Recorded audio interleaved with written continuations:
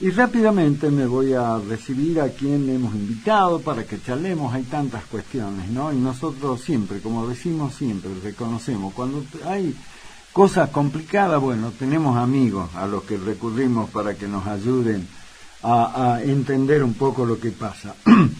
Lo hemos invitado hoy, como tantas otras veces, al doctor Abel Cornejo, a quien le doy la bienvenida y le agradezco, como siempre, que siempre se hace un tiempito para charlar con nosotros. Doctor Abel Cornejo, ¿cómo te va? ¿Cómo estás? ¿Cómo andamos, Daniel, querido? Muy bien, gracias. Agradecido por tu deferencia siempre con nosotros, ¿no? Bueno, como digo, Abel, tantas cosas, ¿no? Recién hablaba yo de estas diferencias que se plantean en el seno del oficialismo, en la propia Libertad Avanza, en el partido, en el Senado, y me gustaría arrancar con un tema que es absolutamente muy, pero muy conocido por vos, sos un hombre de la justicia, y esta postulación que hizo Javier Milei para el controvertido juez Ariel Lijo, para que sea ministro de la Corte Suprema, pero desde la propia Libertad Avanza, ayer uno de los senadores de Formosa le armó una reunión para escracharlo al hijo, para rechazar la postulación del hijo. Abel, ¿cómo se entiende esto? Primero yo te digo mi posición personal, ¿no? Sí, claro. A mí la verdad que me parece un despropósito la postulación del hijo a la Corte Suprema, no solamente porque esta vacante la debería ocupar una jurista mujer, porque es la jubilación de la doctora Elena Hayton hace 3 años. Exacto. Sí, señor.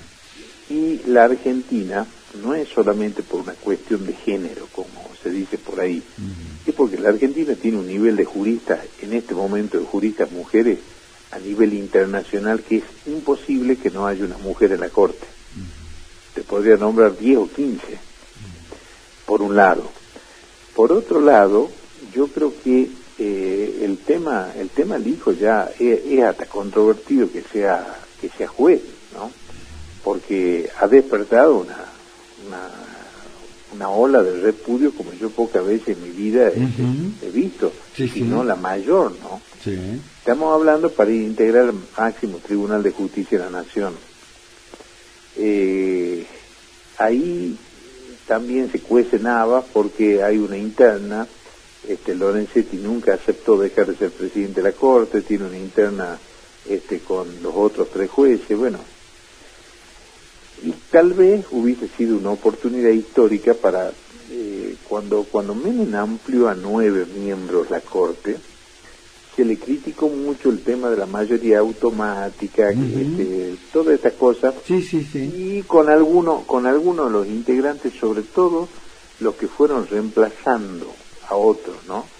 Porque bueno, ahí tenía jueces como Julio Llanarte, que ha sido un jurista extraordinario, el doctor Ricardo Levene, a quien he tenido el honor de ser su amigo cercano, ¿no? A pesar de la diferencia de edad, que ha sido un ejemplo como jurista, como historiador, incluso una persona intachable.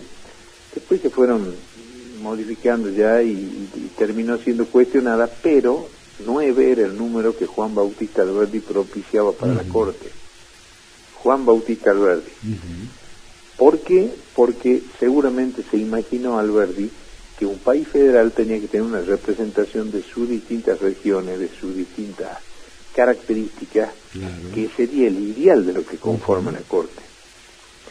Entonces ahora se trata de componer, acordémonos cómo la Corte tuvo en sus más de 150 años de historia, porque se instala por primera vez en 1863 la Corte de lo que hoy conocemos como República Argentina. Antes tuvo la Corte de la Confederación Argentina, donde hubo un salteño que era Bernabé López, ¿no? Ahora, esta Corte que le instala desde el gobierno de Mitre en adelante, en la mayor parte de su existencia, tuvo 5 miembros. Después, durante el gobierno de Frondizi, se la amplía a 7 miembros, se la volvió a reducir a 5, y cuando arranca la democracia a partir del 10 de diciembre de 1983, se produce una de las renovaciones totales de la Corte con 5 miembros. Menem la vuelve a ampliar a 9, y después viene una cosa muy extraña, que bueno, solamente Cristina Kirchner podía pensar esas cosas, que de acuerdo, ella lo que quería era que sacarlo a Fait de la Corte a como de lugar. Sí. Entonces planteó una ley de reducción de jueces de la Corte, que es como se llama la ley Fait, que se iba desgranando la Corte hasta volver a 5 jueces, ¿no? Pasó de 9 a 7 y después quedaba de 7 a 5. Entonces era una oportunidad de volver a discutir la integración de la Corte. Yo creo que 5 jueces son muy pocos, pero al margen de eso, creo que tienen que ser personas no solamente intachables, sino también, acá se da una doble situación con Lijo. Es una persona que está muy cuestionada, pero además no tiene la formación académica que debería tener un juez de la Corte. La Corte Suprema de la Argentina, a nivel internacional, se ha caracterizado a lo largo de su historia por tener juristas de primerísimo nivel. Entonces, ahí ya tenemos un tema, ¿no? Con esa, en cuanto a la designación. ¿Qué pasa con el tema del oficialismo? Que ya lo conversábamos contigo la vez anterior, parecería que a la oposición hay que regalarle un despertador, ¿no? Porque hoy por hoy existe Milei, Paredón y después, como diría el tango. Muy bueno. Sí. Milei va logrando muchas cosas. Mira que yo hay muchísimas cosas que no comparto un ápice con él, ¿no? Ahora, desde el punto de vista del marketing político, él no solamente logra llegar a ser presidente de la República teniendo un partido prácticamente en formación, sin gobernadores, sin legisladores, sin nada. Él. Y dentro de eso logra otro fenómeno muy importante, que es que desde que ganó hasta la fecha, nunca más volvió a perder la centralidad. Él es el que va marcando la agenda política. Lo cual a él le permite, haber llevado este ajuste, como él mismo dice, yo diría el más monstruoso, no sé cuál es el término que utiliza, pero más importante en la historia de la humanidad. Bueno, lo hace porque todavía tiene un respaldo popular muy grande. Y delante de eso no hay nada. Cuando eso sucede, empiezan los movimientos cortesanos. No de la Corte Suprema, sino de quienes rodean a quien detenta el poder. Y ahí es donde vemos que empiezan estos chispazos, como por ejemplo la designación del hijo, donde lo escuché yo al senador de Formosa, y la verdad que es absolutamente convincente, porque bueno, yo concuerdo que el hijo no jamás podría haber sido propuesto como juez de la Corte, ¿no? A esto le tenemos que sumar también ahora, que eso sí es muy preocupante, una suerte de disonancia con la vicepresidenta de la Nación. Claro, porque la verdad, yo por eso lo escuchaba al senador de Formosa, Francisco Pautroni, y vos lo escuchás y decís, che, este senador, ¿de qué bloque es? Este debe estar allá en las antípodas del oficialismo. El jefe de la oposición. Claro, y después lo ves y decís, no, pues, pero si es del bloque del presidente, y después le escuchás lo que dijo hoy Victoria Villarroel, y vos decís, che, ¿qué es esto de la Libertad Avanza? No tienen teléfono, no se comunican entre ellos, y la verdad es que es muy difícil entender para el ciudadano de a pie, Abel, por eso te pedimos que nos ayudes a entender este tema. Y es difícil además por la personalidad que tiene el presidente, ¿no? Si bien ahora, en los últimos tiempos se lo nota más sereno, él ha seguido, no hay que equivocarse con algunas cosas con Milei, ¿no? Hace poco termino de leer un libro que se llama Ingenieros del Caos, de un autor italiano de apellido Dempoli, que es el segundo libro que leo de él, y donde están cómo es la nueva forma de la construcción, entre comillas, porque en realidad es disrupción, no construcción, pero que tiene la nueva derecha europea para auparse en el poder. Y uno ve cómo fue la campaña electoral de La Libertad Avanza, o cómo es la forma de la comunicación política de Milei, y es la búsqueda constante de un antagonista, más las descalificaciones que él suele hacer. Pero eso no son cuestiones solamente impulsivas. Sí, por supuesto, ayuda a la personalidad que él tiene, que tiene esa personalidad explosiva, si se quiere, que ya lo hemos visto en los distintos canales de televisión, cuando él era integrante de distintos paneles. Dentro de esa personalidad, la inteligencia estuvo de edificar ese personaje, y que ese personaje llegó a la juventud, que estaba desinteresada por la política. El 60% del electorado tiene entre 16 y 35 años. Ese electorado casi en un 80 o 90% votó por Milei, y a partir de eso es que él tiene esa centralidad, pero hay algunos puntos que cuando vos ya estás en función de gobierno, tanto que se vitupera la palabra acuerdo como si fuese algo que se hace a hurtadillas, en forma oculta, o en forma civilina. Bueno, yo creo que el acuerdo político no hace perder liderazgo, sino que ayuda a sumar. Yo no sé quién podrá haberlo terminado de convencer a Milei, probablemente Lorenzetti con el tema Lijo, pero sin duda, si hubiese estado otro, hubiese sido el momento del país con una oposición despierta y más vertebrada, eso hubiese sido impensable. Esas son las cosas que se van observando. Vos sabés que hablando con amigos muchos en común, a ver, me dicen, pero ¿quién lo aconsejó a Milei para que lo proponga al hijo?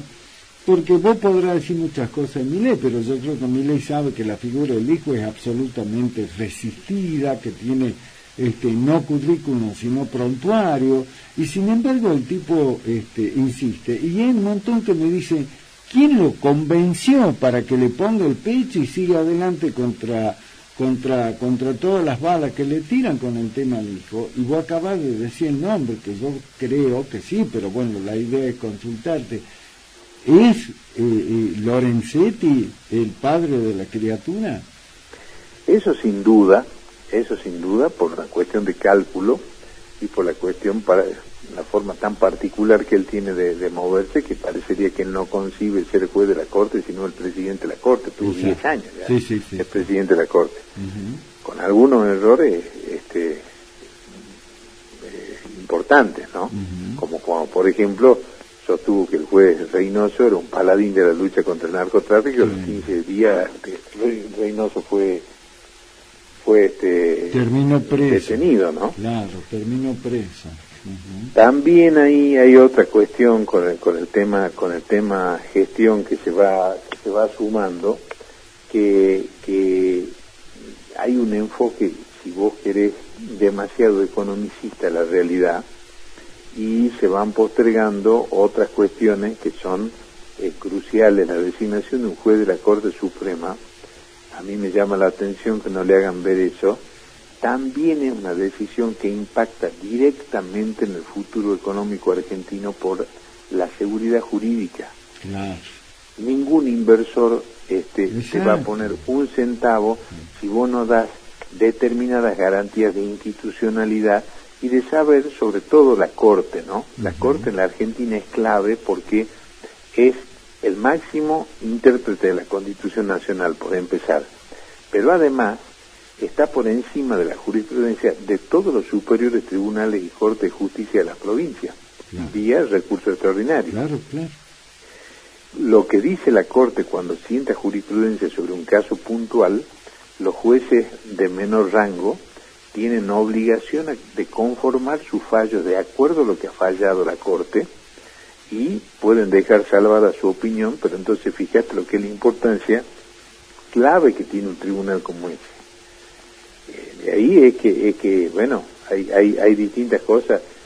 Y de ahí hay cosas que no han llegado al gran público, pero hay que decirlas de una vez por todas, que bueno, se fueron deformando y no se fueron corrigiendo, no sé por qué. Por ejemplo, durante el gobierno de Mauricio Macri se transfirió la oficina de escuchas telefónicas, que siempre estuvo en la Secretaría de Inteligencia del Estado, como se volvió a llamar ahora, a depender de la Corte Suprema de Justicia. O sea, ¿qué hace una oficina de esa naturaleza en el ámbito de la Corte? De la Corte, exacto. O sea, eso, porque ahí también la propia Corte debió haber rechazado eso. Claro. Así como también creo yo otra cosa, ¿no? Porque la Corte tiene un rol político dentro del Estado, es la cabeza política del Poder Judicial. Sí, claro. Entonces ahí yo creo que había contacto, creo que apenas fue designado, inmediatamente el ministro de Justicia fue a reunirse con los jueces de la Corte, y cuando eso se produjo, me parece que los otros jueces de la Corte debieron haber buscado un acercamiento y una audiencia con el presidente de la Nación y también mostrarse quiénes eran, cómo pensaban, y cuál es la forma de mirar que tienen ellos. Eso también es importante, construir esos puentes. No, por supuesto. Eso no hace retroceder, no tiene nada que ver, como se dice, que la independencia del Poder Judicial pasen porque los jueces de la Corte no hablen con el presidente. No. A ver, los Estados Unidos de América, que la Suprema Corte de los Estados Unidos es la más prestigiosa del mundo, obviamente que los jueces de la Corte hablan con el presidente de los Estados Unidos, porque hay cuestiones de Estado que tienen que hablarse. Después los jueces fallarán como a ellos se les ocurra, por eso el prestigio que tiene esa Corte. No, claro. La Corte de la Argentina también lo tuvo, ese prestigio, ¿no? No es que nosotros... No siempre fue la Corte automática que arrancó allá con Menem. No, de ninguna manera. Ahora, Abel, todo indicaría que a pesar de tantas objeciones, y ese también es una duda que por ahí te pregunta el ciudadano de a pie, como yo le digo, y dice, ¿para qué se abre esta posibilidad de que distintos ciudadanos, organizaciones, colegios, lo que sea, den su opinión sobre determinado candidato, en este caso a integrar nada más y nada menos, como vos decís, la Suprema Corte, si a pesar de las objeciones vos mirás lo que deja hacer por ahora el presidente, y no hay nada que vaya a decir que lo va a frenar, y todo parecería indicar que a pesar de todo lo que se está gestando, el tipo se va a sentar en un sillón de la Suprema Corte. A ver, es muy probable, muy probable, ¿cómo no? Bueno, el otro día, en una columna, yo hablo de un tema que vos viste que yo siempre te reitero que diplomático, mi carrera diplomática no voy a hacer nunca, ¿no? Ya hace muchos años que no vas a llegar a canciller. No, nunca canciller. Respeto profundamente entre ellos. Mi padre tenía esa mesura. Bueno, yo soy más frontal en eso. El otro día, leyendo un librito de Zizek que se llama Hipocresía, que está aplicado a la política, no es un invento argentino, siempre existió esa suerte de hipocresía, hasta hay un movimiento filosófico que es el de los cínicos, digamos. Sin embargo, tampoco hay que llevarla a niveles prácticamente intolerables, porque si se hace una consulta, como es el decreto 222, que eso lo sancionó en su momento cuando era presidente Néstor Kirchner, justamente para deshacerse de la mayoría automática, y que en su momento le dio un gran beneficio político también por quienes integraban esa corte renovada en un primer momento. Después ya hubo algunos otros problemitas, ¿no? Pero ese decreto 222 para mí está al revés en una cosa, porque el presidente propone y después lo pone a escrutinio público. Y tal vez lo que debería pasar es que se propongan 10 o 15 nombres, que se opine en un tiempo prudencial, porque tampoco puede ser que se ponga a la parrilla a la gente para que le digan cualquier cosa, muchísima gente prestigiosa o que no ha estado acostumbrada a ese tipo de cosas porque ha trabajado en la vida profesional o hasta un ambiente más recoleto como el de la justicia, no está acostumbrada al circo romano, digamos. Claro. Un periodo mucho más corto, y si quien concite más apoyos pueda el presidente elegirlo. Ahora, hay que aclarar una cosa a la audiencia, ¿no? Eso no lo exige la Constitución Nacional, ¿no? La Constitución Nacional lo que dice es que el presidente tiene, en el caso de los jueces que no son los jueces de la Corte, van al Consejo de la Magistratura y se eleva una terna que el presidente puede elegir uno. Cuando se trata de los jueces de la Corte y no hay ninguna terna, el presidente puede elegir a quien él quiera con la condición que eso vaya al Senado, y para mí, yo con ese tema del decreto yo soy muy escéptico porque justamente se hace opinar a un montón de gente y después no se tiene en cuenta eso. Distinto sería potenciar, y en eso vuelvo a la Constitución de Filadelfia, que es la Constitución de los Estados Unidos, potenciar lo que es el poder institucional de la Comisión de Acuerdo del Senado. En algún momento, cuando Menem era presidente, que estaba enormemente cuestionada la justicia, se fijó el sistema de audiencias públicas en la Comisión de Acuerdo del Senado, que sigue vigente, ¿no? Si se potenciase eso, a mí me parece que hay que pasar una audiencia pública si es que la Comisión de Acuerdo realmente obra con independencia, y la Comisión de Acuerdo del Senado, más allá de que se vitupera, incluso el propio presidente le ha dicho nido de rata y toda esa cuestión, claro. La Comisión de Acuerdo del Senado de la Nación históricamente viene funcionando bien, No se han caído muchísimos pliegos de jueces en la Comisión de Acuerdo. Eso, si es que se pusiera, exista la decisión política de sostener lo que diga la Comisión de Acuerdo, porque si la Comisión de Acuerdo saca un dictamen negativo, teóricamente, por más que pase al Pleno del Senado, el Senado estaría en un aprieto de aprobar un pliego que tenga un dictamen negativo de la Comisión de Acuerdo, ¿no? Claro. Ahora, Abel,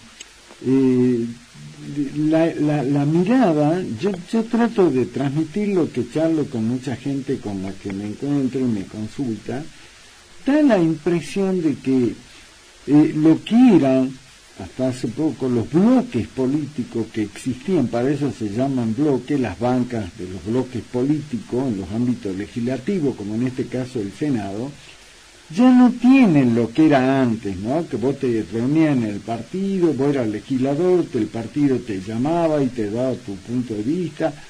Todos los que están sentados ahora con este tema en particular del hijo, Abel, son todos libres pensadores y cada uno va a votar como se le dé la gana. Y sí, justamente por eso, porque me parece que eso tendría que haber tenido un mecanismo de consulta distinto. Claro. Y escuchar ahí dentro de eso, escuchar, esa es la palabra. Clave, ¿no? Escuchar es la palabra. El diputado de Santa Fe se expresó en contra. Claro. Anoche le escuchaba a la senadora Lozada, y que dijo muy clarito: yo no quiero saber nada con la llegada del hijo, lo de Pautrón, y volvamos al tema ese que lo organizó ahí en el propio Senado, una reunión para que lo maten al tema de este tipo, bueno, y un montón, y sin embargo es como que no se escucha. No, yo no escucho lo que dicen eso, y se va a avanzar. ¿Cómo crees que va a salir? Vos decías, puede ser que llegue. ¿Has hecho un raconto más o menos así a mano alzada, como se dice, Abel, de lo que puede pasar con el pliego de este juez? Lo que pasa es que estamos jugando como una especie de gran bonete institucional. No, es gravísimo. Uno dice una cosa, otro dicen otra, y otros no dicen nada. Otros no dicen nada. Y deberían saber que dada la tradición argentina, que vos viste que es muy reacia después a remover jueces, mucho menos un juez de la Corte. No, claro. Acá, si vos no amplías la Corte, corre el riesgo que en los 10 próximos años, por lo menos, ninguna mujer puede ingresar a la Corte, por ejemplo. Y más allá de lo que puede llegar a ser, si hay todos estos cuestionamientos previos, lo que puede llegar a ser el desempeño del hijo en la Corte también, ¿no? No, claro. Yo no logro, mucho más, me cuesta tanto entender el tema porque fíjate que Milei, dentro hay cosas que tiene que, yo insisto, yo no comparto muchísimas cosas que de Milei, pero no podemos decir que Milei sea ambiguo ni no sea claro. En materia económica es clarísimo las cosas que dice, se puede estar a favor o en contra. Sí. En materia de relaciones internacionales otro tanto. También. Él planteó un lo hemos charlado varias veces, ¿no? Claro, él planteó un alineamiento incondicional con los Estados Unidos y con Israel. Sí. Ahora, se plantea un alineamiento incondicional con Estados Unidos, ¿por qué no mira cómo es la Corte Suprema de los Estados Unidos? Exacto. ¿Quiénes son los que llegan, cómo se los designan y todos los acuerdos previos que existen, sea el gobierno que sea su signo, ¿no? No importa el signo del gobierno. No, claro, no, porque se supone que es otro poder. Se tiene en cuenta ese tipo de cosas, porque una vez, como bien señalás vos hace rato, una vez que vos diste el acuerdo, y el señor ocupa su poltrona, listo, olvídate, ¿no? No, lógico. Ahora, cierro con esto agradeciéndote tu tiempo, querido Abel. Tengo un montón de otros temas, pero son de orden político, lo dejemos para otra charla. Hablaste de dos palabras para mí que son clave, y vemos cómo particularmente el gobernador de Salta permanentemente lo está repitiendo cada vez que habla con este tema de buscar inversiones para la minería y demás. Seguridad jurídica. La seguridad jurídica con un personaje como Lijo en la Corte, vos lo dijiste, amplíalo por favor. Yo miro que está Lijo y digo, no, me voy a invertir a Australia, a la Luna, no sé. Además, no te olvides otra cosa, Daniel querido. Nada de lo que pueda salir de Comodoro Pi puede ser muy claro, ¿no? Desgraciadamente, algún día habrá, yo sigo insistiendo de hace muchísimos años que la gran asignatura pendiente de la política argentina y de la democracia argentina, sobre todo, es discutir sobre la justicia. A mí me parece muy importante el tema ese. Y entonces, ya cuando venís, son los famosos vicios redivitorios del derecho civil, que son los vicios ocultos en la cosa, ¿no? Con esta designación un poco lo mismo.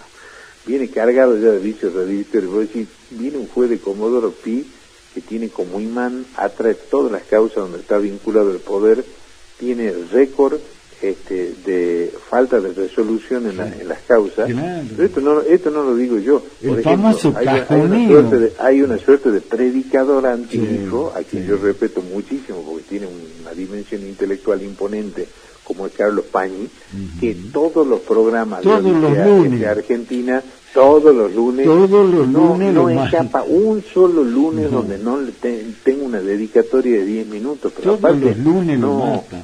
No es una monserga, como decían nuestros abuelos, que era un reto, ¿no? Pañi pone datos concretos, causas concretas y dice por qué él se opone a eso. Claro. Bueno, entonces no lo decimos nosotros, hay mucha gente muy calificada donde esto lo pone como una suerte de riesgo institucional. Ahora, es muy grave lo que te voy a preguntar.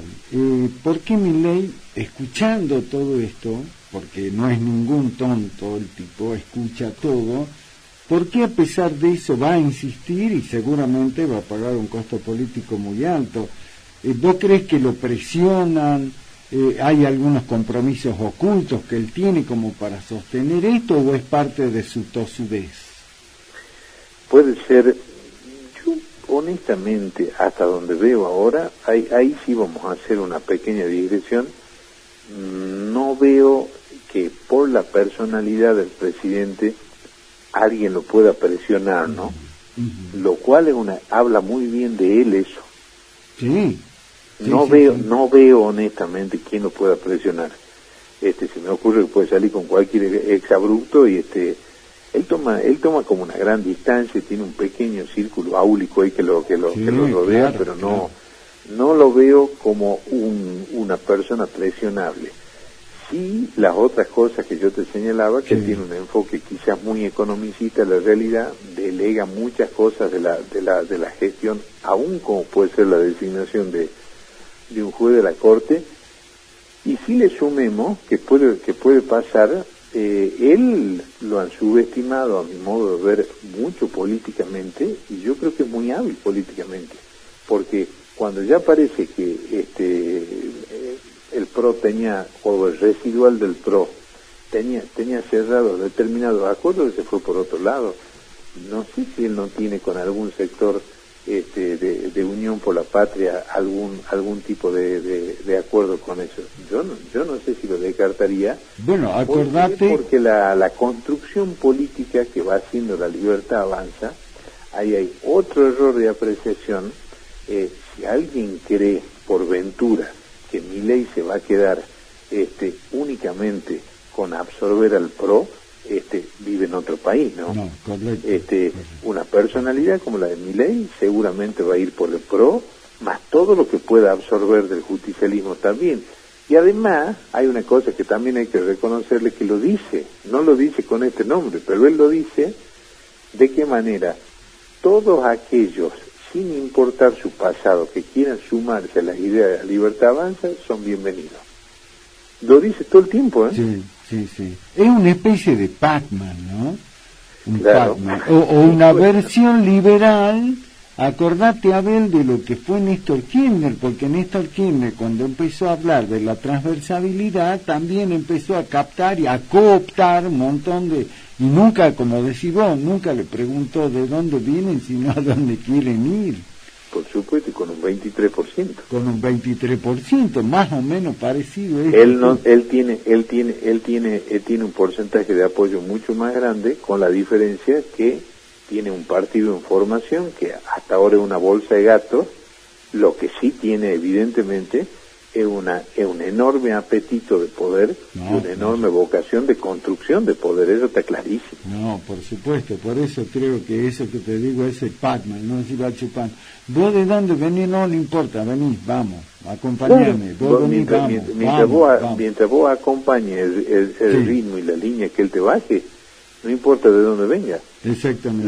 Lo que sí es que después de que no se hagan los sorprendidos, ¿no? Exacto. Porque él lo dice eso, ¿no? No importa de dónde venga, mientras adscriban a la idea de La Libertad Avanza. Lo dice cada vez que puede, lo dice eso. Exactamente. Particularmente los días que está buenito.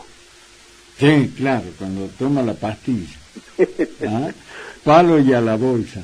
Abel, que como siempre un gusto enorme. Bueno, tenemos tantas cosas para charlar, hemos dejado más que nada otros aspectos de la política que también me interesa tu mirada, sobre cómo yo hablaba hace rato y cómo se va tratando de perfilar lo que será el armado electoral del año que viene, y me gustaría tener tu mirada, pero por supuesto lo vamos a hacer como siempre, así que gracias por esto en particular. Quería que hablemos del tema Lijo, así que como siempre te agradezco, mi querido amigo. El agradecido soy yo y muchas gracias por llamarme. Un abrazo, Abelito. Abrazo grande.